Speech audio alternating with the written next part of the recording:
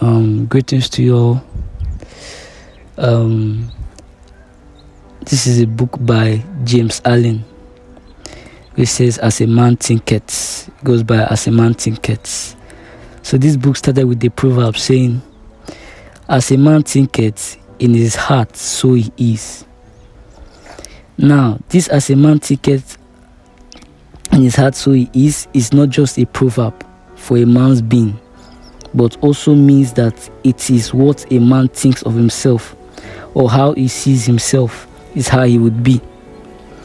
The man's mind and his thoughts are part of the most important things in becoming someone better and successful in life.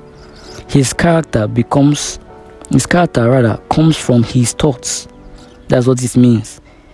So for a man to become better, he has to have a good thought of himself and not see himself less. Let him see himself as a strong person. Let him see himself as a winner, as someone who represents thousands and millions of people. Let him see himself as a king, even though he's not yet in that position. Let him see himself as someone who is in a higher position, irrespective of his background. Now, the act of a man's life is based on the seed planted in himself, which in his thoughts, just as the plant springs from the seeds, which in it we have the roots, so also does the root of the act of a man's life is from the seed which is in his thoughts. So the act of a man's life is based on the seed planted in himself, and that seed planted in that man's self is his thoughts. Right? Just as a plant springs up from the seed when you plant it, we have the roots. So also the roots of the act of a man's life is from the seed, which is his thoughts. So a man's act comes from the development of his thoughts. The thoughts can bear fruit of suffering if it is a wrong or evil thought, but can bear joyful fruits if it is a pure or good thought. Evil thoughts come from pain. Good thoughts come from joy and peace if you can endure. Godlike characters don't come from favor or chances. It comes from having the right thinking of God's kind of thoughts. A man can be made or unmade by himself.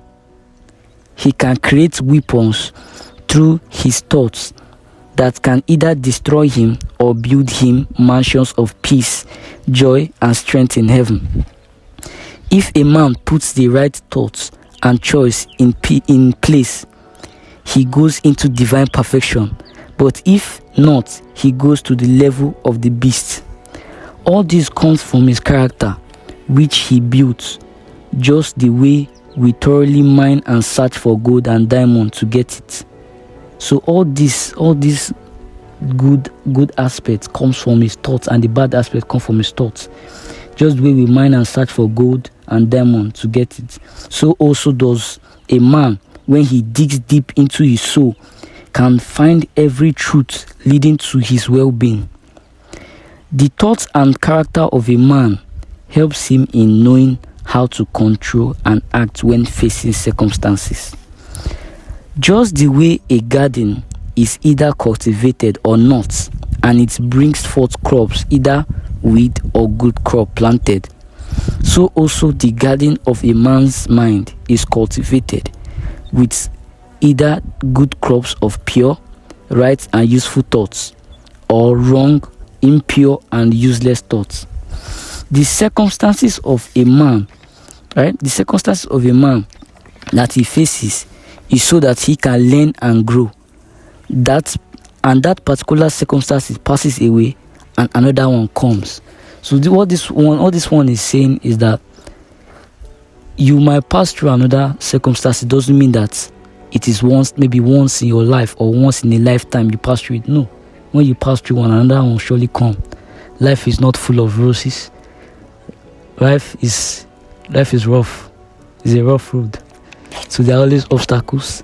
So when you face one, be ready to face another one. That's why whenever you face one particular one, most of the times we use that one that we face to challenge the next one that is coming. So a man is beaten down by circumstances when he has not realized he has the creative power to overcome or control them. So you're only beaten by circumstances where you realize that you don't, that when you realize or think that you don't have power to control it, that's when you be beaten down by them, by those circumstances. Now the thought seed sown in the mind of a man has its roots in that mind. The thought seed sown in the mind of a man has its roots in that mind and produces its own fruit, either good or bad fruit. A man is a reaper of his own harvest. He learns through suffering and joy. A man do not go to jail or an almshouse because of his circumstances, but by his desires and thoughts. A man or a person with a pure mind doesn't just fall into crime, but a criminal thought has been sown in his heart. And when the opportunity comes, the thought will show its power. A man is concerned about improving his circumstances and are less concerned about improving himself, in which he remains bound. So we only care about improving our circumstances rather than improving ourselves. So that's what makes us feel like we're in bondage. So a man who is wretchedly poor and concerned about the improvement of his comforts and surrounding, and still avoids his work all the time and deceives his employer about his insufficient wages, the man doesn't understand the basic principles of true prosperity. A man who is rich, he is a victim of a persistent and painful disease because of his gluttony. He is ready to pay huge amounts of money to get rid of it, but never work on his gluttonous desires.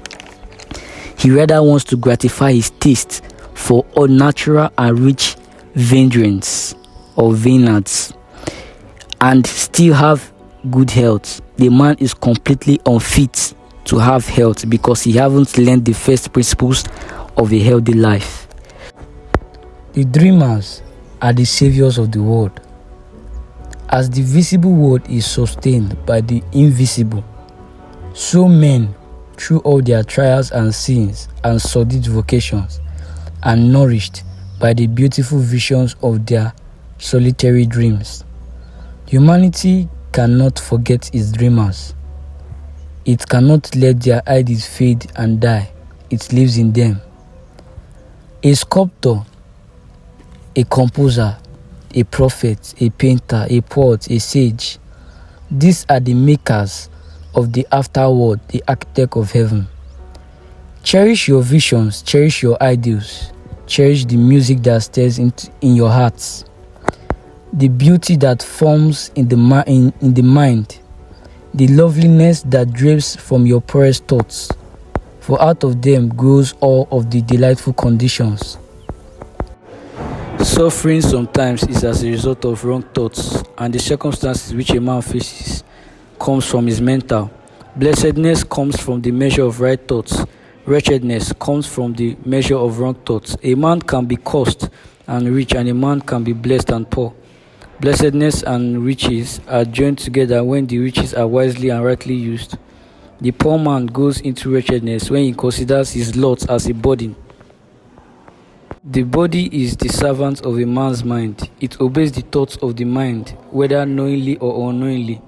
Circumstances that comes from diseases or health all come from our thoughts. The thought of fear in a man kills faster than any other disease.